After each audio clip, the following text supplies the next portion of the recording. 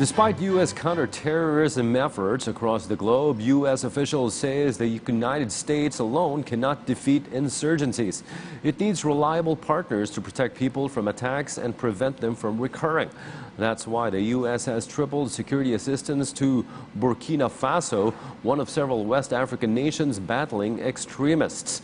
But as VOA's Carla Babb reports, U.S. officials are having to overcome some big challenges as they try to improve the country's law enforcement.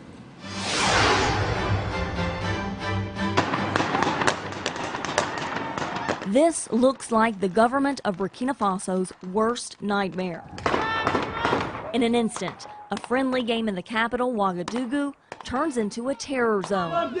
Luckily, this scene is just a drill. Don't get caught. Organized and funded by the United States and international allies.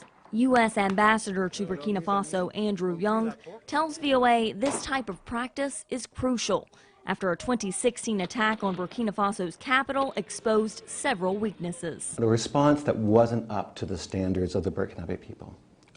Partners like the United States and France helped end that terrorist attack. Hey! Officials say drills like this one have improved local law enforcement's ability to repel attacks, protect civilians, arrest suspected terrorists, and when that is done, we have to save the scene and not destroy the evidence. And here's what they do.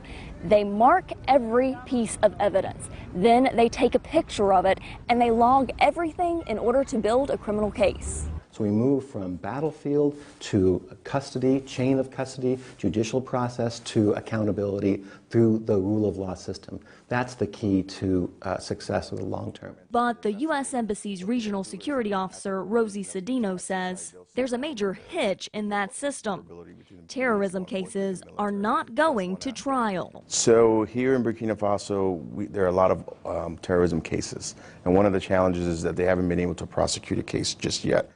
Sources familiar with Burkinabe terrorism cases tell VOA there are about 400 cases involving nearly 200 terror suspects, imprisoned with no set trial date. The government of Burkina Faso has not returned VOA request for comment.